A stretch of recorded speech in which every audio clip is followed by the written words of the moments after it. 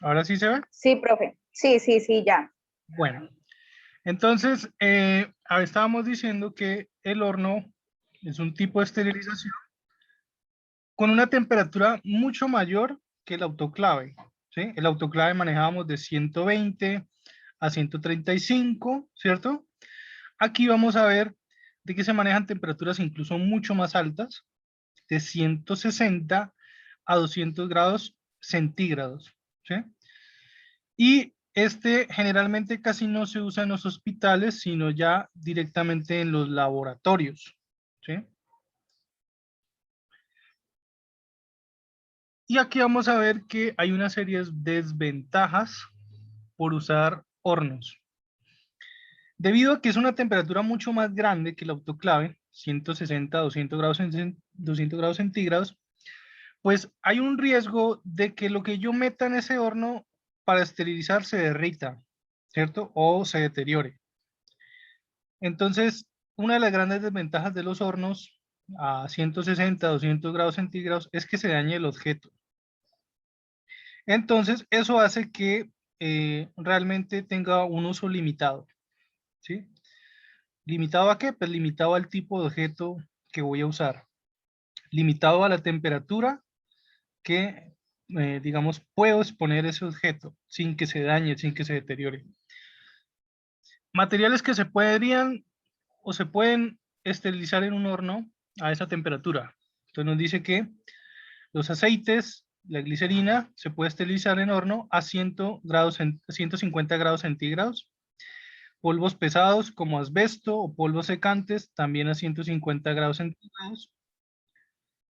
Los vidrios, cajas de Petri, si alguna vez escuchan este nombre, cajas de Petri o recipientes de Petri, son unos recipientes circulares, redondeados, en donde se ponen a cultivar las bacterias, ¿sí? Más adelante, obviamente, vamos a hablar de lo que son cultivos, de lo que son cultivos de bacterias. En los cultivos se ponen en estos recipientes y eso se llaman cajas de Petri. Están hechos de vidrio, ¿sí? Entonces dice que las cajas de Petri se pueden esterilizar en los hornos, vasos de precipitados, que son unos pequeños frascos para tomar muestras. Entonces nos dice que se pueden esterilizar a 160 grados centígrados.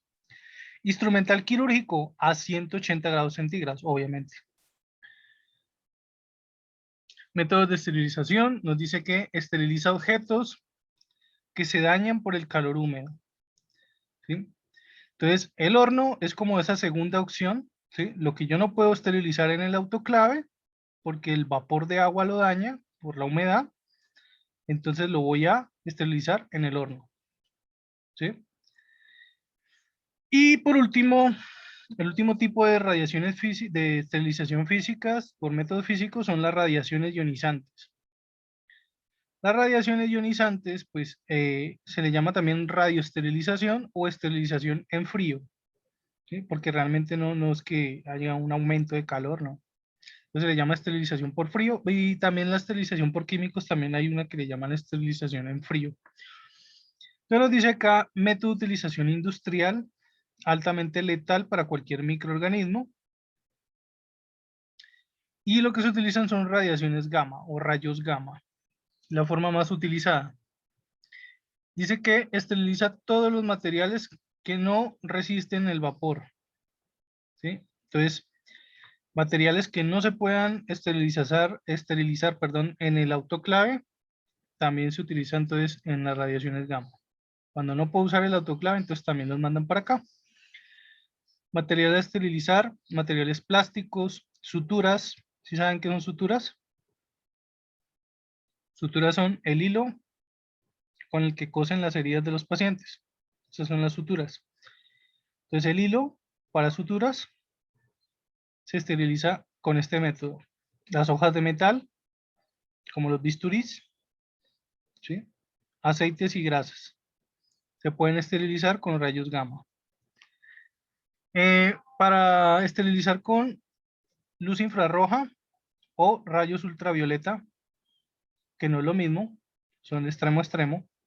Cuando ustedes vean tipos de luz, tipos de rayos, la infrarroja está en un extremo y la ultravioleta está en el otro extremo. Radiaciones electromagnéticas y son esterilización que se usa en laboratorios, quirófanos y depósitos. Tengan en cuenta que, miren lo que nos dice acá, están presentes en la luz solar. Claro, es verdad. Incluso en los rayos gamma también están en la luz solar, esos que están acá. ¿Cómo así que están presentes en la luz solar? Pues la luz del sol emite una cantidad de rayos, ¿sí?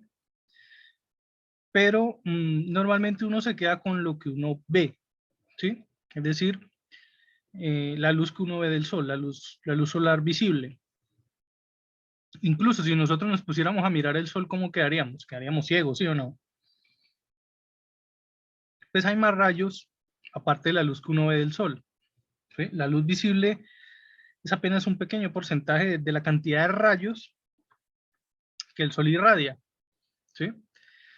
El sol irradia rayos gamma, luz ultravioleta, ¿sí? Luz infrarroja, y todos esos otros tipos de luz no los podemos ver. ¿Sí? El ojo humano no tiene la capacidad para percibir esos rayos, ¿sí? Pero están ahí. Están ahí. ¿Cómo sabemos que están ahí? Por todos los efectos que produce exponerse a la luz del sol. ¿Sí? Entonces se dicen, no se exponga a la luz del sol porque te puede dar cáncer de piel. Pues no es porque la luz del sol te esté quemando, que sí te quema. Es por esos rayos ultravioleta. ¿Sí? La radiación UV, también le dicen así, radiación UV, son los rayos ultravioleta y que son los responsables de causar cáncer en la piel. Entonces, esos rayos están ahí con la luz del sol, solo que no los vemos. Y hay otro tipo de radiaciones, como los rayos gamma, ¿sí? Que de pronto no nos causan tanto daño porque tenemos la capa de ozono, ¿sí? La capa de ozono es la que nos protege de esos rayos, ¿sí? Rayos cósmicos. Hay rayos cósmicos también provenientes de otras fuentes diferentes al Sol, es decir, de otras estrellas, pues que llegan con menos intensidad, pero que sin esa capa protectora que nosotros tenemos, que es la capa de ozono, pues produciría grandes catástrofes, especialmente a la población humana. De pronto algunos animales podrían resistirla, pero para nosotros sí nos causaría muchísimo daño, sobre todo en los cultivos, en la gente que sale a las playas a broncearse ya no podría hacerlo, ¿sí? Tendríamos que protegernos muchísimo del sol si no tuviéramos esa capa de ozono. Y la Tierra sería un lugar mucho más radioactivo de lo que ya es, altamente radioactivo. Entonces, más cáncer, imagínate. Bueno, entonces, volviendo al tema, estos rayos, los rayos infrarrojos, los rayos ultravioleta, no son visibles, no los podemos ver, pero están ahí. Nos dice que la sobreexposición a estos rayos generalmente causa quemaduras. Y esa es una de las razones por qué a veces cuando salimos de paseo a tomar sol en la piscina o en el río y no nos ponemos esa cremita de protector solar, pues muchas veces la piel se quema, ¿sí? No es solo por el calor, porque a veces puede ser incluso en lugares fríos, pero te está pegando el sol directamente, te quemas. No, pero es que estaba haciendo frío, de todas maneras te quemaste, porque así no estuviera haciendo calor, así estuviera haciendo frío, los rayos del sol te estaban pegando directamente, ¿sí? Entonces nos dice acá que su uso se restringe a periodos cortos para eliminar bacterias. O sea, es un tipo de esterilización rápida. Nos dice acá, con el óxido de etileno. Esto ya es un método químico, ¿no? Estos ya son métodos químicos. El óxido de etileno nos dice que es una esterilización con gas y dióxido de carbono. Actúa de 3 a 8 horas. Marcha automática y dispositivos de seguridad. Se esteriliza todo el material que sea resistente al calor. Entonces, para materiales que sean resistentes al calor, se utiliza los métodos químicos como el óxido de etileno. Vamos a ver más adelante el glutaraldehído. Materiales que se esterilizan con óxido de etileno: las máscaras de anestesia, los guantes, los catéteres, las sondas, las jeringas, ¿sí? Que son materiales que resisten el calor, pero que si aumento más la temperatura, en vez de esterilizarlos, los voy a destruir, ¿sí? Un guante en un horno, por ejemplo.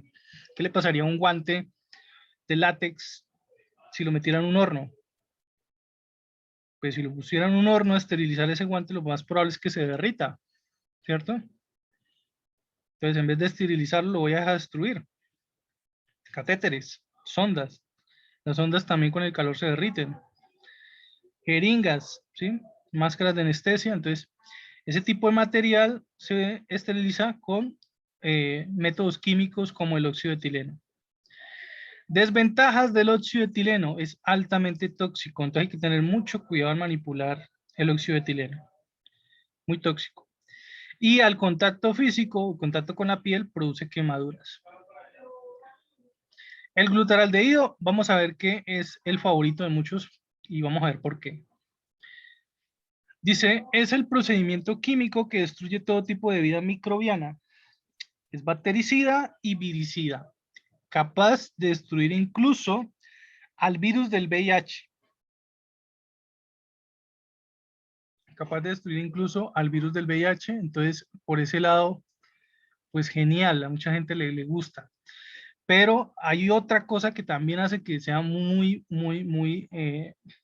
preferido por muchos, y es que a diferencia del óxido de etileno, el óxido de etileno era altamente tóxico, el glutaraldehído es muy ligero en su toxicidad, es ligeramente tóxico.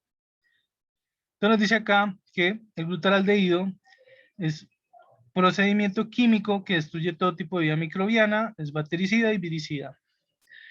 Se necesitan 10 horas de inmersión para destruir las esporas, ¿sí? Es decir, si tú dejas un objeto remojando 10 horas en glutaraldehído, eventualmente todas las esporas van a morir.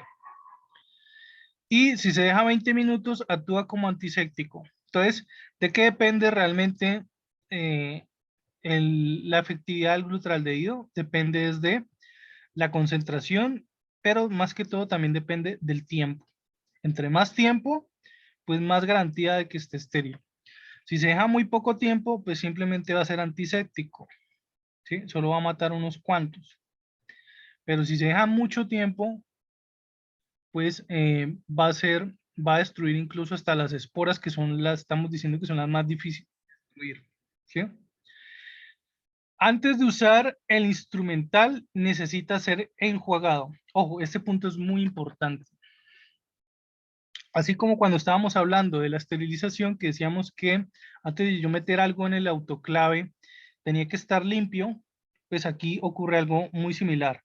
Antes de yo remojar algún objeto en glutaraldehído, tengo que haberlo enjuagado antes. Al menos un enjuague con agua, pues, como mínimo. Y posteriormente secarlo. Se seca y luego ahí sí lo sumergemos en el glutaraldehído. Esto es lo que les decía. ¿Es tóxico? Sí, sí es tóxico, pero mucho menor. Ligeramente tóxico para la piel. Si yo comparo la toxicidad del glutaraldehído con la toxicidad del óxido de etileno, hay una diferencia muy grande, ¿sí? Por eso es que el glutaraldehído es el favorito de muchos. Porque el óxido de etileno es muy tóxico, ¿sí? Y el glutaraldehído es ligeramente tóxico. Y tóxico no para órganos o para las vías respiratorias, no, simplemente para la piel. Entonces tú eso lo puedes solucionar poniéndote guantes, ¿sí? Manipule guantes a la hora de manejar glutaraldehído y con eso ya te proteges. Se usan ambientes muy bien ventilados. Y vamos a ver este otro método, dice fumigación. Que la fumigación consiste en reducir el número de bacterias, descontaminar superficies, disminuir el riesgo de personal asignado al quirófano con un efecto psicológico de protección. Se suelen utilizar amonios, fenoles o hipocloritos, ¿sí? Por ejemplo, acá los más usados son los fenoles, el hipoclorito. ¿Cuál es el hipoclorito? El límpido. Pero aquí tengo que hacer un paréntesis, no es el mismo límpido que ustedes usan en las casas, no. El límpido que venden comercialmente para las casas, como el cloros, el patojito, ¿cierto? El blancos, ese tipo de límpidos, ¿son hipocloritos? Sí, pero son hipocloritos muy reducidos, ¿sí? La concentración está muy reducida. No es lo mismo el hipoclorito que tú vas a ver en los hospitales que el hipoclorito que venden para las casas, ¿sí? Está más concentrado el hipoclorito para los hospitales, tiene una concentración mayor. Y esa concentración depende también de para qué lo voy a usar, ¿sí?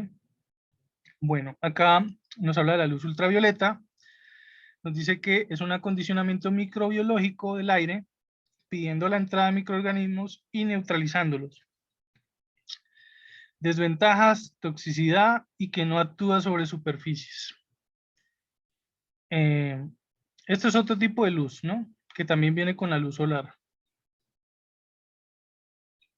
Control de esterilidad. Se hace un control de esterilidad para garantizar de que ese objeto esté estéril. ¿Cómo se hace el control de esterilidad? Lo hacen con unas cintillas, ¿sí? Ponen unas cintillas en el objeto que se esterilizó, junto con el autoclave, por ejemplo, y si la cintilla no cambió de color, significa que no está estéril. Si la cintilla cambia de color, significa que entonces sí quedó estéril, sí llegó a la temperatura donde se esterilizaba. O también se puede hacer una prueba de existencia microbiana, que es coger el objeto y mirarlo al microscopio, si se observa alguna bacteria. Y la otra sería sembrar en medios de cultivo alguna parte de la superficie que entré a esterilizar. Es decir, si yo puse una camiseta a esterilizar en un autoclave, se le corta un pedacito de tela de la camiseta, se lo pone en una caja de Petri, ¿sí? Que yo les decía que la caja de Petri era para cultivar bacterias, y se le echan proteínas y otras enzimas para que en caso de que haya bacteria, ella crezca grande y fuerte, ¿sí o no? Y se observa al quinto día si crecieron bacterias o no. Si se crecieron bacterias, significa que entonces ese objeto, esa camiseta quedó mal esterilizada. Y para que yo pueda decir que eso esté estéril, ¿sí? Tiene que en esa caja de Petri, al quinto día, no puede haber ni una sola bacteria. Recuerden que la población bacteriana tiene que ser siempre 0%, cero, para yo decir que algo está estéril, ¿sí? Entonces, estos son los tres controles que se hacen de esterilidad. Con cintillas de garantía, que se le pone en la prenda o en el objeto que va a esterilizar. Esa cintilla tiene que cambiar de color con la temperatura. Si la cintilla no cambió de color, significa que el objeto no llegó al punto de esterilización. La prueba de existencia microbiana, que es observar directamente el microscopio. Y sembrar en medios de cultivo. Esos serían los tres métodos para yo hacer un control de calidad. Se utilizan esporas de Bacillus subtilis para el control de esterilización en seco y óxido de etileno. ¿Qué significa esto? Que se ponen de forma voluntaria esporas en el objeto para ver si al final de la esterilización esas esporas ya no están ahí. Aquí hay otra prueba de Bowitt y Dick, demuestra que ha habido una rápida y eficaz penetración del vapor. Cambio uniforme de color indica penetración adecuada. Y esto se usa diariamente se usa esto en los hospitales. Bueno, yo creo que hasta aquí voy a hablar de los controles. Acá ya empezamos a hablar de lo que son los antisépticos, ¿sí? Esta parte de los antisépticos y de la antisexia, ¿sí? Que es el alcohol, que son los clorofenoles, que es la clorhexidina, la solución yodada o yodopovidona. Todo esto yo creo que lo podemos dejar para martes, que nos volvemos a ver. ¿Sí? Nos volvemos a ver el martes. Seguimos con esta parte. También hay una parte sobre la ropa quirúrgica. Y después veremos lo del lavado de manos, que es súper importante esa parte del lavado de manos. Bueno, muchachones, estoy guardando, esta grabación también la estoy guardando. Nos vemos entonces el martes a las 2 de la tarde. Todavía no se salen por el examen, porque todavía no lo vamos a hacer. Sin embargo, pueden ir estudiando para que pues no se les acumulen muchos temas, ¿sí? Bueno, nos estamos viendo.